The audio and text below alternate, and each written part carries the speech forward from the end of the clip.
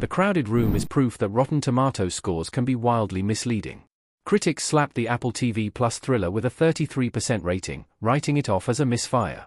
However, audiences have been far more generous, giving it a 92% approval rating that reflects the show's ambition and emotional weight.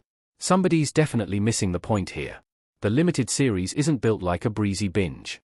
The Crowded Room is based on true events, and it's a slow-burning story about trauma, fractured identity, and the scars that never fade. That deliberate pacing frustrated plenty of reviewers expecting neat thrills.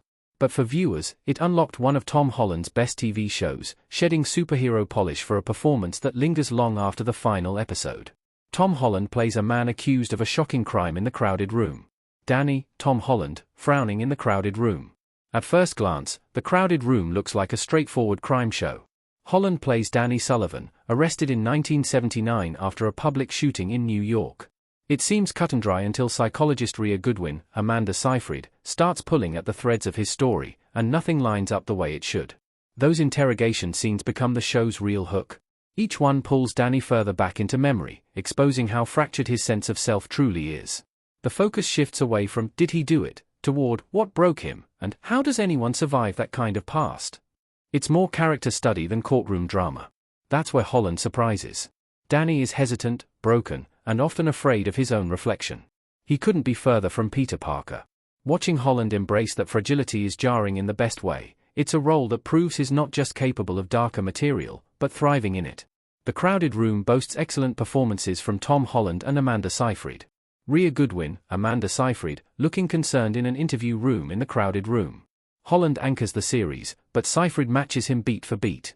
As Rhea Goodwin, she's both investigator and lifeline, guiding Danny through his own mental labyrinth. Seyfried's performance is all sharp intelligence wrapped in empathy. She listens as much as she interrogates, and that balance keeps the show from collapsing under its own heaviness. The dynamic between them makes the series work. Holland leans into Danny's fragility, Seyfried steadies him, and together their scenes move between disarming quiet and emotional explosions. It's tense and essential to keeping the story compelling. The Crowded Room's supporting cast is also stellar. Emmy Rossum as Danny's mother brings a heartbreaking presence that reminds viewers that trauma rarely exists in isolation. Performances across the board push the series beyond its uneven pacing. Whatever flaws the show has, the acting is never one of them. Critics got The Crowded Room wrong, but audiences didn't.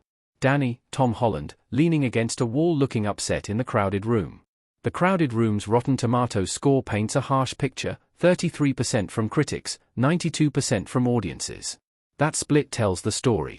Critics often favor tight pacing and traditional thriller beats, but The Crowded Room isn't interested in either. It takes risks with structure, stretches scenes, and lingers on difficult subject matter. Viewers, though, responded differently.